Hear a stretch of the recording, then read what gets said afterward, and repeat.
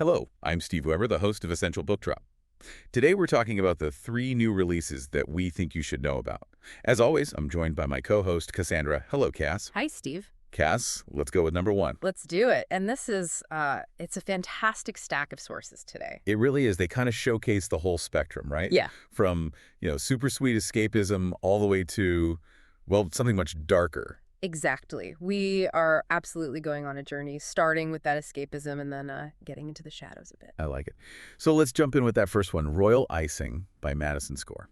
Okay, so this is pure wish fulfillment. I mean, right from the title. Totally. But it's anchored in a really, a very modern and relatable problem, which I think is the hook. That's absolutely the core hook. Our protagonist, Emma Clark, she's a phenomenal baker. Right. She's clearly talented. Yeah. But she is just stuck. Utterly stifled. And the source talks about this incredibly restrictive non-compete clause.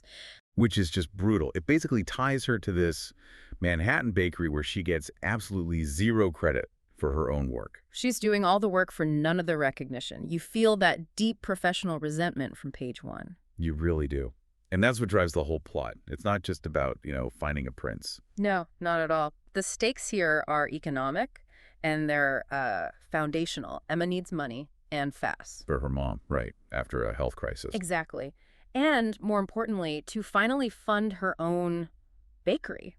So this opportunity, this gig at a European castle. It's not just a vacation? No, it's liberation. It's the key to accelerating her dream by 2 full years, a full 2 years. Which is why the setting is so perfect. It's this beautiful, snow globe version of a European castle. The perfect escape from her corporate Manhattan life. But the job itself is high pressure. She has to mastermind the greatest dessert the kingdom has ever seen. And impress the impossible-to-please queen, so the professional stakes are still there. Right. And this is where the romance comes in and kind of subverts the usual fairy tale thing. Yeah, she meets Prince Leo, but he's not the typical aloof royal. No, he's out there getting his hands dirty. Yeah. The source says he's laser-focused on building a new women's shelter. He's the anti-prince prince. And what's crucial is that he respects her ambition.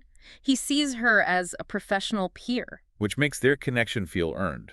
It's not just about proximity. Exactly. And that makes the tension so much better. Because if it were easy, there'd be no story. The queen has one rule. Just one. No dating Americans. So you have these 2 people who are going to have this instant connection, and that connection immediately threatens everything they're both working for. That's the delicious conflict, isn't it? The price of admission for their relationship is her entire career, the very thing she's fighting so hard to build. And the source promises that they will knowingly sabotage their own lives and careers just to make out under the mistletoe. And that kind of high-stakes, self-inflicted chaos is just, it's so compelling for this audience. It really is. It's that perfect mix of career fantasy, escaping the 9-to-5, and that undeniable swoony connection. Okay, so now we pivot away from the sugar-dusted castle. But we're staying in the world of high emotional stakes. Definitely. We're moving to Holiday Unscripted by Natasha Madison, and if Royal Icing was a bespoke cake, this one. This is the ultimate trope buffet. And what a buffet it is. I mean, we've got second chance romance, enemies to lovers. Forced proximity. And the big one, brother's best friend. That sounds less like a story and more like a carefully constructed algorithm designed for maximum reader angst. But that's precisely why it works. It's strategic layering. Okay, explain that. Well, each trope just adds a fresh complication to the main relationship. It means the tension never, ever dips. And the 7-year gap between them is huge here. It's vital. They're not arguing over some little misunderstanding from last week. Right. These are deep, unhealed wounds that have been festering for almost a decade. And the setup just throws the heroine, Elizabeth, into maximum misery from the jump. It really does. She has to go to her brother's Christmas wedding, and she already hates Christmas. And then everything that can go wrong does. Her luggage doesn't show up. She gets displaced from her room. And the final humiliation, she has to stay with Nate, the man who broke her heart 7 years ago. You just feel for her immediately. The resentment is cranked up to 11 before they even speak. That's essential for the enemies to lovers dynamic to work. She's primed for conflict. And the forced proximity of a wedding week means they can't escape it. There's no hiding. They have to perform civility for everyone else while they're just, boiling inside. And the key here, which the source confirms, is that we get both points of view. Which is so important. We see her fury, But then we get inside his head. Exactly. And from Nate's perspective, we learned this isn't just about old chemistry. He admits she pushed every single button I have. But he also says she gets under my skin in the best ways. And that tells you everything. The connection, the physical chemistry, it's all still there, burning just under the surface. And there's that one line from him, his quiet wish that he hopes his wish of having her comes true. Mhm. Even though he knows she's just going to leave again after the wedding, that vulnerability is powerful. It really is. It shifts him from just being the villain of their past to a guy who is fighting for a second chance. A second chance he probably doesn't deserve. But desperately wants. And that kind of high-angst, emotionally charged romance is so popular, the audience loves watching characters reckon with their pasts. So we've had career liberation in a royal fantasy, and we've had emotional survival at a Christmas wedding. And now we are taking a hard left turn. A very hard left. We're moving from romance to pure psychological dread with The Night Guest by Marina Scott. The tone just shifts dramatically, and the setting is, I think, instantly compelling because it's so unexpected for Gothic suspense. Yeah, this isn't a crumbling English manor. No, we're in 1903, Omaha, Nebraska. Which places this narrative right in the middle of a very specific American historical moment. And that context is key.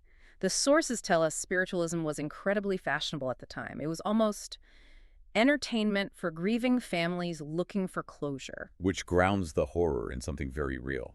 Historical vulnerability. Absolutely. We meet our protagonist, Nina Wilson, when her life has just completely collapsed. Her father's dead. She's drowning in debt. The family estate is crumbling. Her engagement is broken. Her mother is basically incapacitated by grief. She has lost everything, her financial security, her social standing. She's completely isolated and desperate. And in 1903, for a woman to lose all that, she becomes incredibly susceptible to exploitation. And that's the open wound that this mysterious medium, Leroy Marshall, steps right into. She invites him to the house, hoping for some kind of closure for her mother, but he arrives as this catalyst for dread. The description of him is so good. His charisma is equal parts alluring and repellent. Yes. So her instincts are screaming that something is wrong, something is predatory about this man. But she's so desperate for relief, and she has no other options, so she lets him stay. And that's where the core ambiguity of the story really kicks in. Because his presence seems to awaken something in the house itself. And the book just layers on that psychological suspense. Is this house actually haunted? Has he summoned a real otherworldly threat? Or is this a psychological thriller? Is he just a very, very clever charlatan? A con man exploiting grieving women by using this trend of spiritualism to manipulate Nina and, take everything she has left. The author keeps you guessing. And that historical context makes it so much more chilling than a simple ghost story. It does. As a vulnerable woman in that era with no legal or financial protection, Nina is easy prey. So the horror isn't just about ghosts. It's about the terrifying realization of how easily a human predator can dismantle you when you're at your weakest. It really appeals to readers who love that slow burn, atmospheric dread.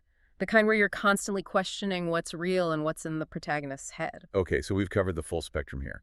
We started with Emma, who was pursuing, professional and financial freedom in a castle. Then we moved to Elizabeth, who is navigating emotional brokenness and all that resentment in a very confined space. And finally, Nina, fighting isolation and potential manipulation in a historical setting. Yeah. Fueled by this deep, isolating grief. And I think the big insight, the thing that connects all three of these very different sources, is that these extraordinary circumstances always seem to arise from a moment of profound vulnerability. That's a great point. Whether it's Emma's financial desperation, or Elizabeth's unresolved heartache, or Nina's total social and emotional collapse, the story always begins when the main character has hit their lowest point. And that forces them to take a huge risk they otherwise wouldn't. Exactly. And that brings us back to that really unnerving question that the Gothic suspense of The Night Guests poses, that ambiguity is a challenge to you, the reader. It sort of raises an important question for you to consider next time you run into a story like this, one rooted in that kind of uncertainty. How much of the horror we read about, whether it's otherworldly dread or just dramatic chaos, how much of it is actually fueled not by ghosts or fate, but by the strategic manipulation of deeply human desperation? The idea that the greatest threats are the ones we invite in ourselves when we're at our most isolated point. Exactly. Well, thanks for joining us, everyone. Until next time. Cass, what do you always say after I always say that remember this, whatever you do, whenever you write? Your mind becomes its own kingdom.